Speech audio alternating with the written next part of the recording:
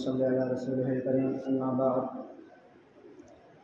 فاعوذ باللہ من الشیطان الرجیم بسم اللہ الرحمن الرحیم اذا السماء انشقت واذنت لربها وحقت وقال الله تبارك وتعالى لا اقسم بيوم القيامة ولا اقسم بالنفس اللوامة وقال الله تبارك وتعالى في جنات يتساءلون عن المجرمين ما سلككم في سقر قالوا لم نك من المصلين ولم نك نطعم المسكين وكنا نخوض مع الخائضين صدق اللہ العظیم۔ محترم بزرگوں، عزیز ساتھیوں، اللہ تبارک و تعالیٰ نے جہاں جہاں ہم مسلمانوں کے اوپر انعامات فرمائے ہیں اور انعامات کی کمی نہیں چھوڑی، وہیں اللہ تعالیٰ شانہ نے اپنا عدل و انصاف، اپنے عادلانہ صفت کو برقرار رکھا ہے۔ ہم اکثر و بیشتر سوچتے ہیں کہ کتنے بھی گناہ کر لیں اللہ غفور الرحیم ہے۔ اللہ فرماتا ہے افنجعل المسلمین کالمجرمین ما لکم کیف تحکمون ام لکم کتاب فیہ تدرسون، کہ کیا میں مسلمانوں کو اور کافروں کو برابر کر دوں گا؟ تم نے کیا سوچا ہے؟ کیا تمہارے پاس کوئی آسمانی وحی اتری ہے کہ تم گناہ کرو اور اللہ غفور الرحیم اللہ معاف کرتا رہے گا؟ اللہ نے اپنے قرآن کریم میں ارشاد فرما دیا کہ ام لکم کتاب فیہ تدرسون، کیا تمہارے پاس کوئی آسمانی کتاب تو نازل نہیں ہوئی؟ کہاں سے تمہاری سوچ بنی ہوئی ہے کہ تم جو چاہے کرتے رہو اور اللہ تعالیٰ تبارک و تعالیٰ تمہارے ساتھ عادلانہ صفتیں اختیار نہ کرے؟ ایک رات کو اٹھ کر تہجد پڑھے، رات بھر اللہ کے سامنے روتا رہے اور ایک رات میں اٹھ کر ڈاکہ زنی کرے، کیا اللہ تعالیٰ دونوں کو برابر کر دیں گے؟ ایک رات میں اٹھ کر اللہ کے قرآن کریم کی تلاوت کرے، یا ایھا المزمل قم اللیل الا قلیلا، راتوں کو اٹھ کر اور ورتل القرآن ترتیلا قرآن کریم کو پڑھتا رہے، اور ایک زناکاری، ڈاکہ زنی، شراب نوشی کے اڈے چلائے، ایک فحاشی کو عام کرے، کیا اللہ تبارک و تعالیٰ عابد اور جاہل کو، مسلم اور کافر کو برابر کر دیں گے؟ اللہ فرماتے ہیں کیا میرے یہاں حساب نہیں ہے؟ تم دنیا میں جاتے ہو، دنیا کے بادشاہوں کے یہاں دیکھتے ہو کہ اگر کسی نے تمہارے خلاف کوئی کام کیا ہے اور اس کے اوپر انصاف نہ ہو تو تم اسے برا سمجھتے ہو، اور تم میرے خلاف کرتے رہو اور میں تمہارے ساتھ عدل و انصاف کا معاملہ نہ کروں تو مجھے برا سمجھتے ہو؟ ضرور میں عدل و انصاف کا معاملہ کروں گا، اور جس کی پکڑ اللہ تبارک و تعالیٰ نے کر لی تو وہ کسی بھی طریقے سے بچنے والا نہیں ہے، کیونکہ اللہ کے ہاں اگر کسی کا حساب کتاب شروع ہونے لگا تو پھر چاہے کتنا بھی بڑا ولی ہو، صحابی ہو، اللہ کے سامنے بچ نہیں سکتا۔ کہاں سے عبادتیں لائے گا ایسی جو اللہ تبارک و تعالیٰ نے جو ہمیں نعمتیں دے رکھی ہیں ان کو پورتے کر دے؟ بعض لوگ کہتے ہیں کہ ہاں ہم زکوٰۃ اس لیے نہیں دیتے کہ پیسہ ہم نے خود کمایا ہے۔ اللہ تبارک و تعالیٰ فرماتے ہیں اچھا ٹھیک ہے، چلیے بتا تو جو دن میں سانسیں لیتا ہے اس سانس کو تو نے کہاں سے کمایا؟ کیا تو نے اس کے بدلے اللہ کو کچھ دیا ہے؟ بتا کیا دیا ہے؟ تو ان پیروں سے بچپنے میں تجھے پیر دیے، تو تھوڑا بڑا ہوا ان میں اللہ نے طاقت دی اور پھر تجھے چلنے پھرنے والا بنا دیا، حتیٰ کہ تجھے نوجوان بنا دیا، اور تو پورے طاقت کے اوپر اپنے گھمنڈ کرنے لگا، تکبر کرنے لگا۔ کیا یہ طاقت تیرے خود اپنے اندر آئی ہے یا کوئی طاقت نازل کرنے والا ہے؟ یقیناً ہے وہ ایک اللہ ہے۔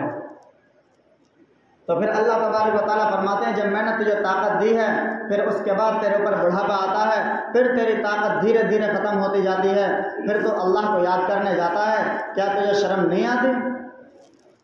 لیکن ہاں پھر بھی ہمارا رب اتنا رحیم و کریم ہے، اس وقت بھی اعلان یہی کرتا ہے قل یا عبادی الذین اسرفوا علی انفسہم، آ جاؤ میرے بندو، کر لو تم توبہ، اب بھی میری رحمت سے نا امید مت ہو، اب بھی تم میری رحمت سے نا امید نہ ہو۔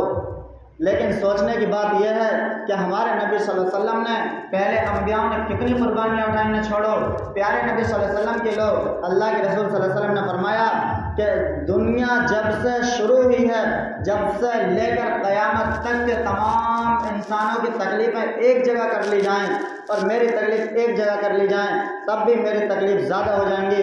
کیا ہمارے نبی کو اتنی تکلیفیں پہنچائی گئیں اسلام پہنچانے کی وجہ سے؟ کیا وہ تکلیفیں کا حقور اسلام کے پہنچانے کا ہم نے صلہ اللہ کے رسول کو یہی دیا کہ ہم اپنی ایک سنت کو، اللہ کے رسول کی ایک سنت کو اپنا نہیں سکتے؟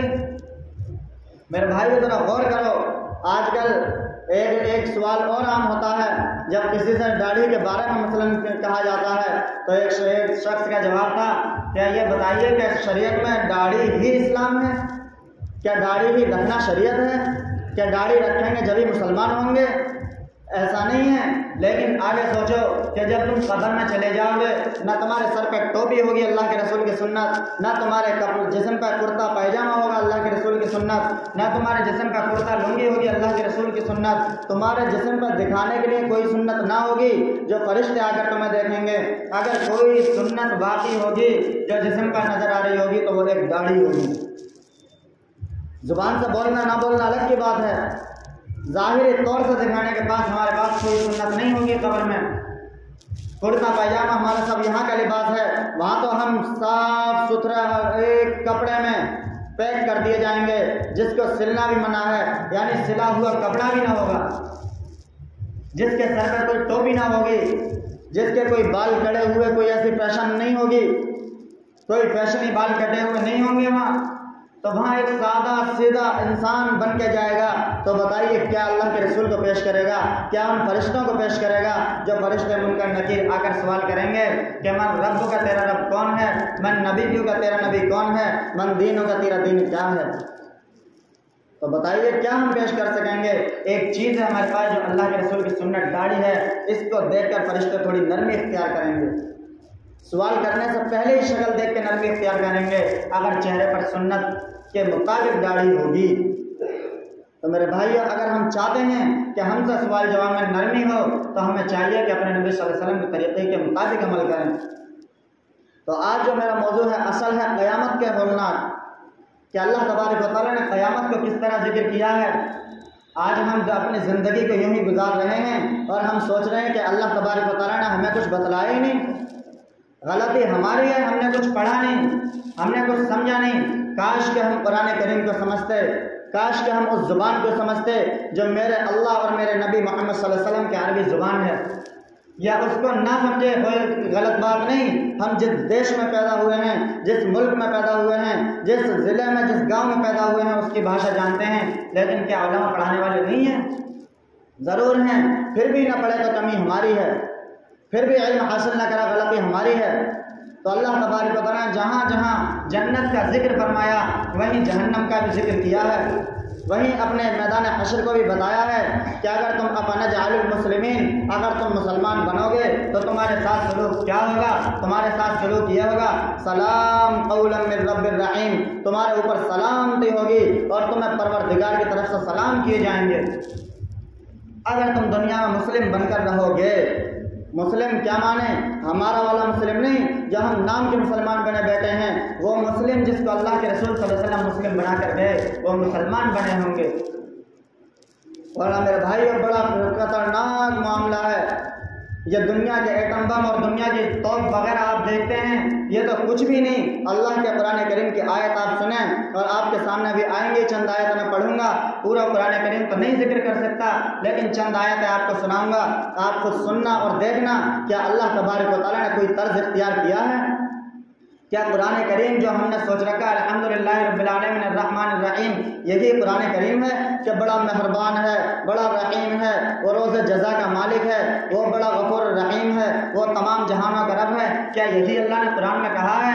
نہیں، اللہ نے جہاں یہ بتایا کہ ہاں میں رحمان الرحیم ہوں، ہاں میں روز جزا کا مالک ہوں، ہاں میں دنیا و آسمان کا مالک ہوں، ہاں میں پوری کائنات کا مالک ہوں، ہاں تم مخلوق میں خالق ہوں، تم مملوک میں مالک ہوں، تم مربی اور میں تمہارا رب ہوں، جہاں اللہ نے یہ بتلایا وہیں بتلایا ہاں پھر میں عادل بھی ہوں، پھر میں متکبر بھی ہوں، پھر میں قہار بھی ہوں، پھر میں الجبار بھی ہوں، یعنی میں انصاف بھی جانتا ہوں۔ تم دنیا کے بادشاہوں کے دربار میں جاؤ تو وہاں انصاف تلاش کرتے ہو، اگر تمہارے خلاف کوئی غلط مقدمہ آ جائے تو تم انصاف کو ڈھونڈتے پھرتے ہو، تم وکیلوں کو ڈھونڈتے پھرتے ہو، کوئی صحیح معنوں میں مل جائے جو انصاف کرا دے، اور اللہ اگر انصاف کرنے پا رہا تو تم کہتے ہو نہیں اللہ تو غفور الرحیم ہے۔ کیا تمہارے پاس آسمانی کتاب نازل ہوئی ہے؟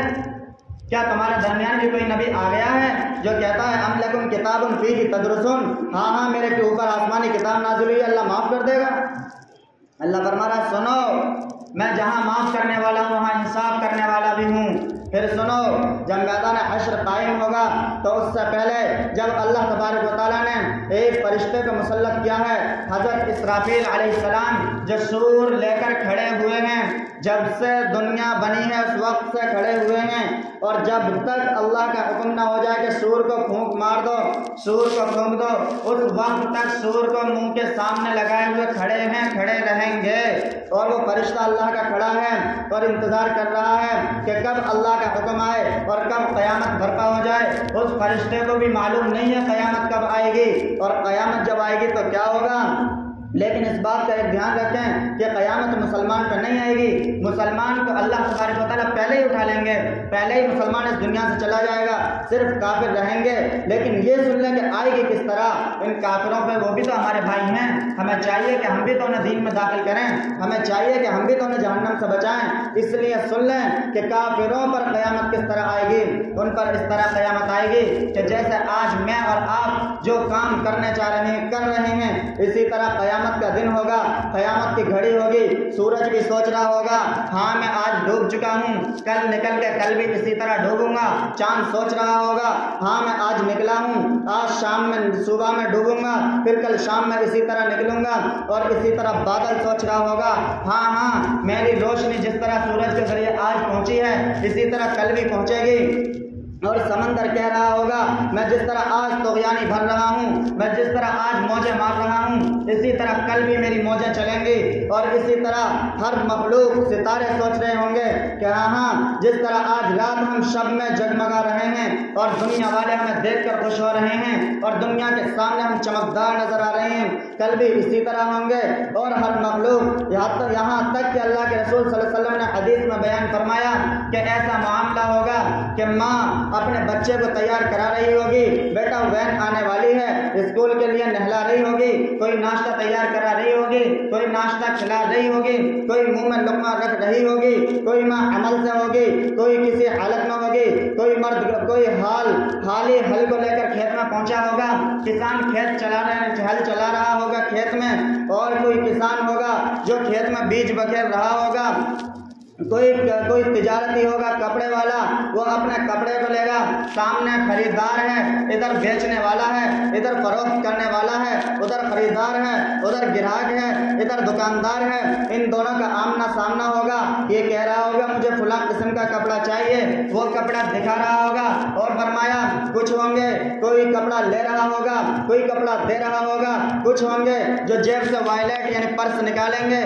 اور پرس سے پیسے نکالنا چاہیں گے، اور وہ اپنے ہاتھ بڑھا رہا ہوگا پیسے لینے کے لیے، اور کوئی اللہ کے رسول نے فرمایا کوئی دکاندار ہوگا جو کپڑے دینے کے لیے اپنے ہاتھ بڑھا رہا ہوگا، اور کوئی دکاندار ہوگا جو کپڑا اس کے ہاتھ میں ہوگا اور کینچی اس ہاتھ میں کینچی چل رہی ہوگی، اس نے کہا 10 میٹر کہ ہاں 10 میٹر کاٹ رہا ہوں گا، یہ حالات چل رہے ہوں گے، کوئی ماں اپنا کھانا بنا رہی ہوگی، کوئی غسل کے لیے جا رہی ہوگی، کوئی آدمی اپنے اونٹ کو پانی پلا رہا ہوگا، کوئی راج مستری اپنے مکان چننے کے لیے لگے ہوئے ہوں گے، مزدور گارا بنا بنانے کے لیے اور مسالہ بنانے کے لیے لگے ہوئے ہوں گے۔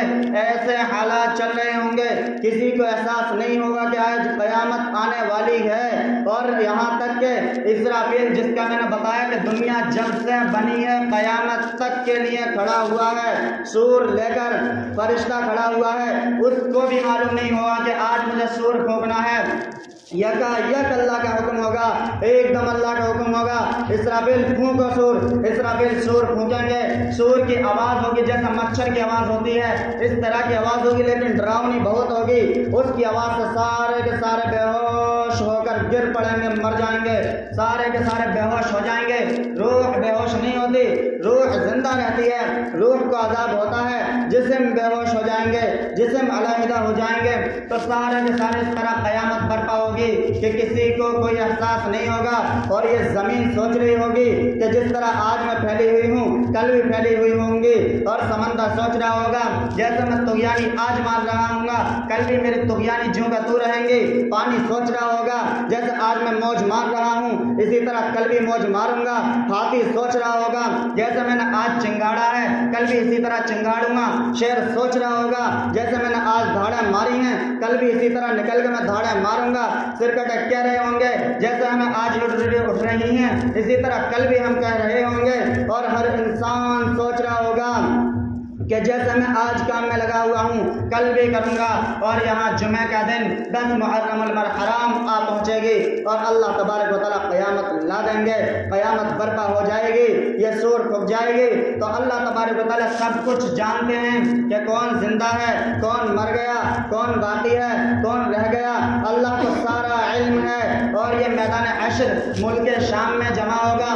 ملک شام ایک جگہ دنیا کے اندر ہی ہے، وہاں میدان حشر لگے گا، اور اس میدان حشر میں تمام لوگ جمع ہوں گے۔ تو جب لوگ جمع ہوں گے اس جمع ہوتے وقت اللہ تبارک و تعالیٰ پہلے آسمان کو پھاڑیں گے، پہلا آسمان پھٹے گا، اذا السماء انشقت، آسمان پھٹ پڑے گا قیامت کی وجہ سے، اللہ کے زوال کی وجہ سے، اللہ کے جلال کی وجہ سے آسمان پر روشنی طاری، آسمان پھٹ جائے گا، السماء انشقت، آسمان ٹکڑے ٹکڑے ہو جائے گا۔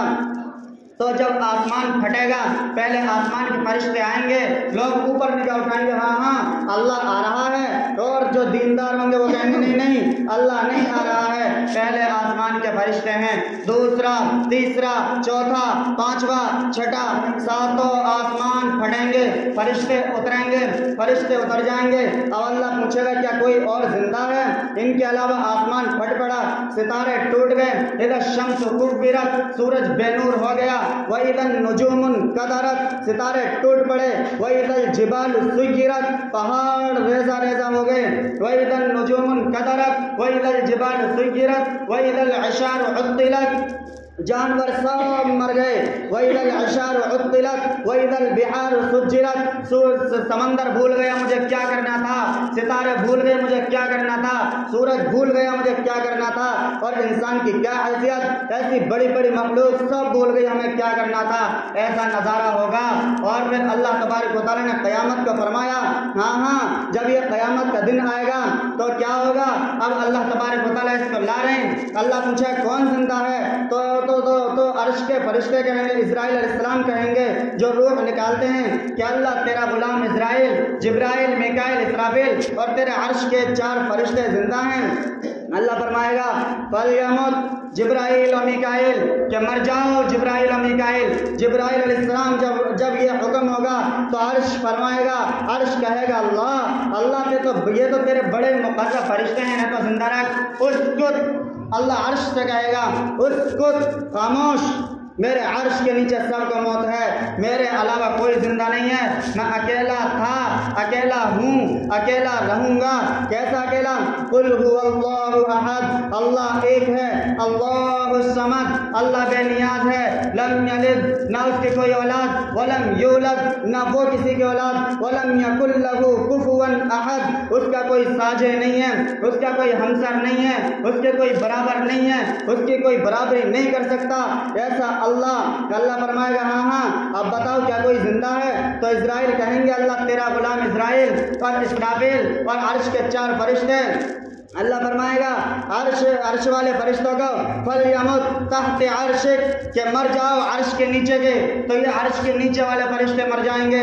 اس کے بعد اللہ تبارک و تعالیٰ اسرافیل کو کہیں گے فَلْيَمُتْ اسرافیل تو بھی مر، اور جب اسرائیل بچے گا تو کانپ رہا ہوگا کہ ہاں اب میری ذمہ داری، اب میری باری ہے، اب میرا نمبر ہے۔ اللہ نے تو کہہ دیا میرے عرش کے نیچے سب کو موت آنی ہے اور یقیناً آنی ہے، تو میں کیا بچا؟ تو اللہ فرمائے گا ہاں کون بچا؟ اب اسرائیل کہنے اللہ تیرا ایک غلام، آواز بھی نکل نہ رہی ہوگی، آواز زبان بھی لک نہ کھا رہی ہوگی، اور اس وقت میں ایسا عالم ہوگا تو جب اسرائیل کہیں گے تیرا غلام، اللہ فرمائے گا فَلْيَمُتْ اسرائیل خَيْرُكُمْ خَلْقُكُمْ وَخَيْرُكُمْ وَخَلْقُكُمْ کہ اسرائیل تو بھی مر جا، تو بھی میری مخلوق ہی میں سے مخلوق ہے، تو کوئی اور نہیں ہے، تجھ کو بھی میں نے پیدا کیا ہے، تو خود پیدا نہیں ہوا، مر جا، تجھے بھی موت ہے میرے عرش کے نیچے۔ جب یہ عالم ہوگا تو اب اب میدان حشر قائم ہوا، تو جب میدان حشر قائم ہوا تو اس میدان حشر میں کیا ہوگا؟ میدان حشر میں سوال کتاب ہوں گے، تو اس وقت نہ کوئی باپ بھائی کا ساتھ دے گا، نہ باپ بیٹے کا ساتھ دے گا، نہ بیٹا باپ کا ساتھ دے گا، سارے بھاگتے کریں گے۔ فَإِذَا جَاءَتِ الطَّامَّةُ الْكُبْرَىٰ فَإِذَا جَاءَتِ الصَّاخَّةُ يَوْمَ يَفِرُّ الْمَرْءُ مِنْ أَخِيهِ وَأُمِّهِ وَأَبِيهِ وصاحبته وبنيه لكل امرئ منهم يومئذ شأن يغنيه إذا السماء انشقت وأذنت لربها وحقت وإذا الأرض مدت وألقت ما فيها وتخلت وأذنت لربها وحقت إذا الشمس كورت وإذا النجوم انكدرت وإذا الجبال سيرت وإذا العشار عطلت إذا السماء انفطرت وإذا الكواكب انتثرت وإذا البحار فجرت وإذا القبور بعثرت فإذا نفخ في الصور نفخة واحدة وحملت الأرض والجبال فدكتا دكة واحدة فيومئذ وقعت الواقعة الحاقة ما الحاقة وما أدراك ما الحاقة القارعة ما القارعة وما أدراك ما القارعة يوم يكون الناس كالفراش المبثوث وتكون الجبال كالعهن المنفوش۔ اللہ فرما رہے ہوں گے يوم تكون السماء كالمهل وتكون الجبال كالعهن ولا يسأل حميم حميما يبشرونهم يود المجرم لو يفتدي من عذاب يومئذ ببنيه وصاحبته وأخيه وفصيلته التي تؤويه ومن في الأرض جميعا ثم ينجيه۔ کاش کہ میرے قوم، کاش کہ میرے باپ داداؤں کی عمر کے تم بیٹھے ہو، کاش کہ میرے بھائی تم قرآن کو سمجھتے کیا کہا ہے اس نے، تو زبان یہ کلیجے چیر کے پھینک دیتا ہے یہ قرآن کریم۔ یہ کیا کہا قرآن کریم نے؟ کیا اللہ نے ہمیں آگاہ نہیں کیا ہے؟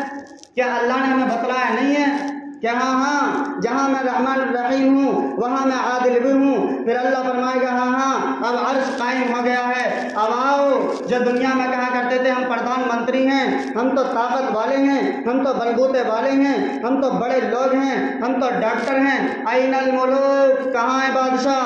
آ جاؤ آ جاؤ، آؤ آؤ نکل کے آؤ۔ آتے کیوں نہیں؟ بالکل خاموشی، یہاں خاموشی کچھ بھی نہیں، اس سے بڑھ کے وہاں خاموشی ہوگی، کیونکہ یہاں تو صرف آیتیں سن رہے ہیں آپ، وہاں تو حقیقتاً عالم یہ ہوگا۔ تو اللہ تبارک و تعالیٰ پھر فرمائیں گے این الملوک کہاں ہے دنیا کے بادشاہ؟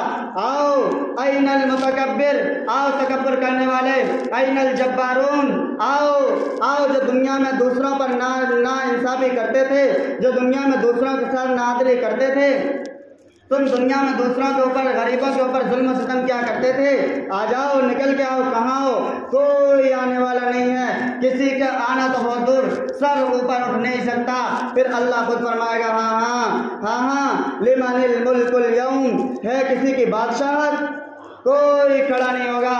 لمن الملک اليوم ہے آج کسی کی بادشاہت؟ نہیں۔ لمن الملک اليوم تین دفعہ ارشاد فرمانے کے بعد پھر اللہ فرمائے گا ہاں سنو للہ الواحد القہار، یقیناً ایک اللہ کی بادشاہت ہے، ایک اللہ ہے، ایک اللہ ہے، ایک اللہ ہے جو ہمیشہ تھا اور ہے اور ہمیشہ رہے گا، وہ ہمیشہ جس کا کوئی شروع نہیں اور وہ ہمیشہ جس کا کوئی آخر نہیں، تمہارا وہ اللہ ہے۔ آؤ نکل کے بہت ظلم کیا کرتے تھے دنیا میں، تو تم گھروں پہ بلا کر پارٹیاں کرتے تھے، دنیا میں تو تم میٹنگیں جمایا کرتے تھے، دنیا میں تم اسلام کی میٹنگوں میں نہیں جایا کرتے تھے، کوئی غیر میٹنگ ہو جائے فوراً اس میں شامل ہو جایا کرتے تھے، آؤ کیوں نہیں نکل کے آتے؟ آ جاؤ، میں نے تمہاری پارٹی کا انتظام کیا ہے، آؤ نکل کے۔ کون سی پارٹی؟ لا یاکلہ الا الخاطئون، یہ پارٹی کہ انہیں خون اور پیپ پلایا جائے گا، آؤ نکل کے، آؤ، کیوں نہیں آتے؟ اب تو میں بلا رہا ہوں، آؤ نکل کے، لیکن کوئی اٹھنے والا بہت دور، سر اٹھانے والا نہیں ہوگا، اور ہو بھی نہیں سکتا جیسے ہمارے حالات ہیں۔ تو جب یہ عالم گزر رہا ہوگا تو اب بتائیے ہم سر اٹھانے کے لائق ہیں؟ اور پھر اللہ نے فرمایا کہ جب یہ متکبر ہوں گے تو ان کا یہ حال ہوگا، ان کا یہ عالم ہوگا کہ جب یہ میدان حشر میں جائیں گے تو ان کا قد چینٹی کے برابر ہوگا، چینٹی کے برابر قد ہوگا۔ جو تکبر کرنے والے ہیں، جو دنیا میں بڑائی جتلانے والے ہیں، ایسے لوگوں کا حشر یہ ہوگا۔ اب اللہ تبارک و تعالیٰ عدل و انصاف قائم کریں گے اور عدل و انصاف کا ترازو چلے گا، تو لوگ عدل و انصاف کے ترازو سے جانا سب کو ہے، لیکن کترائیں گے، بھاگیں گے، دوڑیں گے۔ اللہ فرمائے گا یوم یفر المرء من اخیہ، کہ ہاں تم انہیں بھگا لو، اپنے بھائی بہن خود بھاگ لو، وصاحبتہ وبنیہ لکل امرئ منہم یومئذ شأن یغنیہ، تم آپس میں ہی تو بھاگ سکتے ہو، تم ماں سے ہی چھپ سکتے ہو کہ ماں مجھ سے نیکی نہ مانگے، تم اپنی بیٹی سے چھپ سکتی ہو کہ میری بیٹی مجھ سے نیکی نہ مانگے، باپ بیٹے سے چھپ سکتا ہے، بیٹا باپ سے چھپ سکتا ہے۔ این المفر، کہاں بھاگو گے؟ مجھ سے کہاں بھاگو گے؟ لا اقسم بیوم القیامہ، اللہ نے سورہ قیامہ فرمایا مجھ سے کہاں بھاگو گے؟ مجھے بتاؤ، مجھ سے کہاں چھپو گے؟ مجھ سے چھپنا ہے تو جگہ مجھے بتلاؤ، کون سی جگہ ایسی ہے جو مجھ سے چھپ جاؤ؟ کوئی جگہ ہے تمہارے پاس؟ نہیں ہے۔ سارے لمن الملک اليوم، اللہ کی ملکیت ہے، آج اللہ کی ملکیت ہے، کوئی تمہارے پاس چھپنے کا ٹھکانہ نہیں ہے۔ اگر ہے تو وہ پیارے نبی صلی اللہ علیہ وسلم کی زندگی ہے کہ اس کے مطابق تم نے عمل کر لیا ہوتا تو آج تم اس کے عرش کے سائے کے نیچے آ گئے ہوتے۔ تم نے پیارے نبی صلی اللہ علیہ وسلم کی سنت، ظاہری سنت داڑھی پر عمل کر لیا ہوتا تو تم پیارے نبی صلی اللہ علیہ وسلم کی سنت کی وجہ سے میرے عرش کے نیچے آ گئے ہوتے۔ تم تو اگر صاف بھی کیا کرتے تھے، تمہیں تو اگر نفرت بھی ہوتی تھی تو میرے نبی کے طریقے سے ہی ہوتی تھی۔ آج اگر کوئی ٹخنے سے اونچا پاجامہ پہن لے تو ہمارے نوجوان اور ہمارے بڑے بوڑھے لوگ کہتے ہیں کیسا مانگا ہوا کپڑا پہن رہا ہے۔ اگر کہیں بیاہ شادی میں جا رہا ہو پھر تو عمومی لفظ یہ ہے کیسا لگ رہا ہے جیسے مانگے کا کپڑا ہے، کیوں کہ پیارے نبی کی سنت ہے نا، اس لیے ہمیں اس سے پریشانی ہے۔ کسی نے داڑھی رکھ لی کہ شادی نہیں ہونے دیں گے۔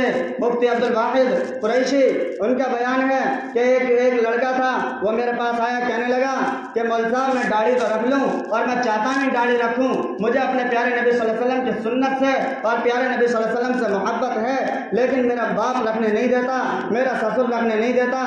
کیا باپ کہتا ہے کہ اس سے ہی شادی کرانی ہے جس لڑکی کو ہم نے دیکھ رکھا ہے، اور سسر کہتا ہے اگر داڑھی رکھ لے تو شادی نہیں کروں گا۔ تو مفتی عبد الواحد قریشی صاحب نے کہا تم داڑھی رکھ لو، شادی میں کراؤں گا اور وہیں کراؤں گا۔ اللہ والے ہوا کرتے ہیں۔ داڑھی رکھی، داڑھی بڑی ہو گئی، جب یہ بات چلی کہ ہاں رشتہ بالکل تیاری پہ ہے، وقت تیار ہے، تو مفتی عبد الواحد قریشی اس کے سسر کے یہاں پہنچے جہاں اس کا رشتہ ہوا تھا، جہاں نکاح ہونے والا تھا۔ ان سے کہا بھائی آپ کو داڑھی پر کیا اعتراض ہے؟ تو مفتی عبد الواحد قریشی کی طرف اس بچے نے اشارہ کر دیا کہ اپنے سسر سے کہ یہی ہیں، انہوں نے مجھ سے داڑھی رکھوائی ہے، آپ ان سے کہہ دیں اور میں کٹا لوں گا، یہ مجھے کہہ دیں میں فوراً کٹا لوں گا، آپ انہیں راضی کر لیں۔ تو جب مفتی عبد الواحد قریشی سے وہ کہنے لگا تو مفتی صاحب نے کہا کہ ہاں جب کافی لمبی بات چلی، وقت نہیں ہے بتا رہا، کافی بات چلنے کے بعد کہا کہ ہاں مجھے منظور ہے کہ یہ داڑھی کٹائے گا اور یہ نائی نہ کاٹے، میں اپنے ہاتھوں سے کاٹوں گا، لیکن ایک شرط ہوگی۔ کہ کیا شرط؟ کہ تمہیں نکاح میں اپنی بیٹی سر منڈا کر بھیجنی پڑے گی۔ فوراً غصے ہوگا، ہاں تم کیسے مفتی ہو، میری بچی کی ناقدری کرتے ہو، میری بچی کی توہین کرتے ہو؟ تو فرمایا ہاں جلال کے ساتھ، غصے کے ساتھ، کیونکہ آرام سے ماننے والی قوم نہ رہی، غصے کے ساتھ فرمایا، اور غصے والی بات تھی پیارے نبی صلی اللہ علیہ وسلم کی سنت دب رہی ہو، کٹ رہی ہو، ہمیں غصہ ہی نہ ہے؟ کیسا غصہ، کیسے مومن ہم؟ جہاں جیسا وقت ہو اس حساب سے کام کرنا چاہیے، تو وہاں ایسا وقت ہے۔ تو مفتی صاحب نے پھر جلال کے ساتھ کہا اچھا تو تیرے بیٹی کے بال کٹ جائیں تو تیری بے قدری، تیری بیٹی کی بے قدری اور پیارے نبی صلی اللہ علیہ وسلم کی سنت چلی جائے، اس کی ناقدری نہیں ہے؟ تجھے پیارے نبی صلی اللہ علیہ وسلم کی عزت اتنی بھی نہیں ہے تیرے نزدیک جتنی تیری بیٹی کی ہے. زبان بند ہو گئی, زبان گنگ ہو گئی, اگلا لفظ نہ بول سکا اور نہ بول سکتا تھا. کہاں سے بولتا؟ کیسے کہتے ہیں ہم مسلمان ہیں؟ ہمیں پیارے نبی صلی اللہ علیہ وسلم کے طریقے سے اتنی بھی محبت نہیں ہے. ہماری وجہ سے ہمارے نبی صلی اللہ علیہ وسلم طائف میں اتنے پتھر کھائے, بے ہوش ہو کر گرتے رہے, اور ہمیں اتنی قدر نہیں ہے. کہاں سے ہم وہ دل لائیں؟ عطا اللہ شاہ بخاری رحمۃ اللہ علیہ فرمایا کرتے تھے, اے ہندوستانیوں, اگر میں جتنا قرآن کریم تمہیں پڑھ پڑھ کے سنایا ہے, اگر پتھروں کو سناتا تو وہ ریزہ ریزہ ہو جاتے. اگر صباؤں کو سناتا, ہواؤں کو, تو وہ طغیانی بن جاتی اگر چاہتی. لیکن تم کون سا دل لے کر بیٹھے ہو اپنے دلوں کے اندر؟ اپنے سینے کے اندر کون سا دل ہے؟ کیا پتھر ہے؟ پتھر سے بھی کہیں سخت ہے کہ تمہارے دلوں پر اثر نہیں ہوتا. کیا اب بھی اللہ کے رسول صلی اللہ علیہ وسلم کی سنت اور محبت آپ کے دلوں میں جاری نہیں ہے؟ اگر جاری ہے تو اس کا ثبوت دینا, اور اس کا ثبوت یہ نہیں ہے کہ ہاں ہم کہتے ہیں انشاءاللہ. اس کا ثبوت یہ ہے کہ ہمارے چہروں پر یہ چیز ہونی چاہیے, یعنی داڑھی ہونی چاہیے. کیا ہمیں داڑھی سے کوئی نفرت ہے؟ اگر کسی کو کوئی نفرت ہے تو بتلاؤ. بعض لوگ کہتے ہیں ہم داڑھی اس لیے نہیں رکھتے کہ رشتے نہیں ہوتے.